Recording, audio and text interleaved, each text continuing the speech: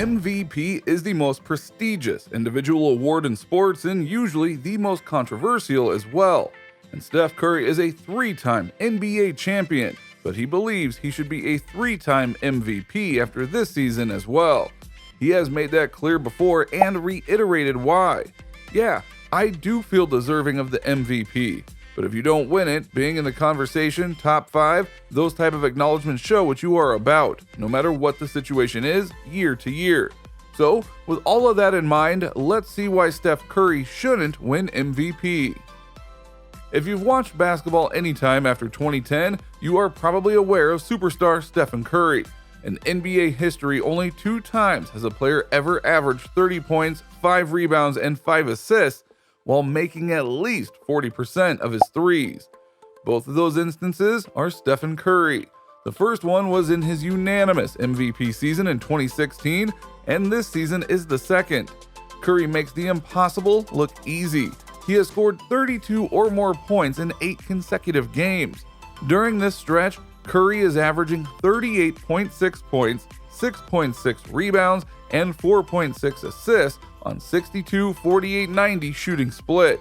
That is preposterous. Well, don't you remember how bad it was last season for his team without Curry?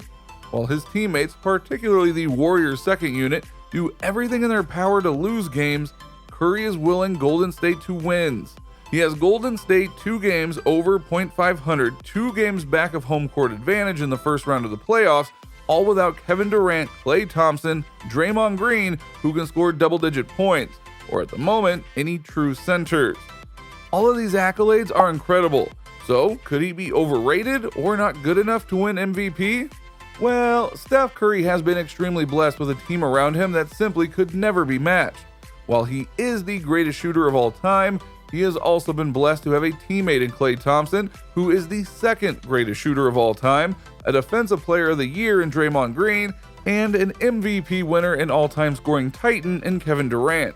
Curry has been able to avoid double teams most of his career. He's had Klay and Draymond to defend the opposing team's best players, and he's been free to soak up all the fame that comes with the accolades that a perfect team accumulates, and project his face into the reason it happened. So when you look at the stats, Steph may improve in the clutch because he scores more. However, his shooting percentages drop from both the 2 and 3 range. In fact, in the finals, Curry's field goal percentage drops a whole 5.5% and 4.7% from 3. His efficiency rating also slightly drops in the playoffs and his turnovers increase. Steph simply takes more shots and misses more in the playoffs and finals. To be fair, statistics don't always tell the entire story. Okay, so yes, he definitely is one of the best players, but Steph Curry is a 3-time champion who lucked into 1 ring for sure and possibly a second. He has been surrounded by at least 2 Hall of Fame players and as many as 4 throughout his career. He's made the finals a total of 5 times and has never received a finals MVP award because he consistently disappears or simply gets outplayed. The hype around Curry really came from a combination of many things. It started with this awe-inspiring 3-point shooting. People couldn't believe the rate that he was making threes, and it was changing the game. Kids started to try to take more threes, and they started yelling Curry instead of Kobe when they would shoot the ball. Couple that with his first ring that he earned, and at first, people may have thought that the Cavs would have won if they were healthy, but eventually they moved on and forgot.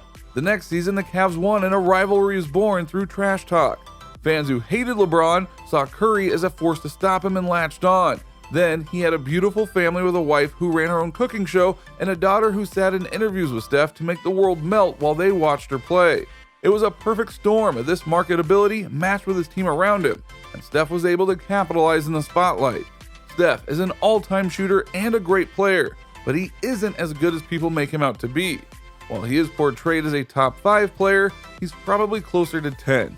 He's never been able to beat a full healthy team without the help of Durant and friends, and maybe he'll be exposed when his supporting cast breaks up. So what does he think about being the MVP this year? I mean, I gotta be. The 3-time NBA champion said on the podcast The Rex Chapman Show with Josh Hopkins. I probably won't get it, but whatever. I like to be dramatic sometimes, so I'm just setting the table. What do you think about Steph Curry as an MVP winner? Let us know in the comments down below. Make sure you subscribe to our channel and turn on your post notifications so you never miss a video from us. If you like this video, don't forget to give it a thumbs up. See you in the next video. Thanks for watching.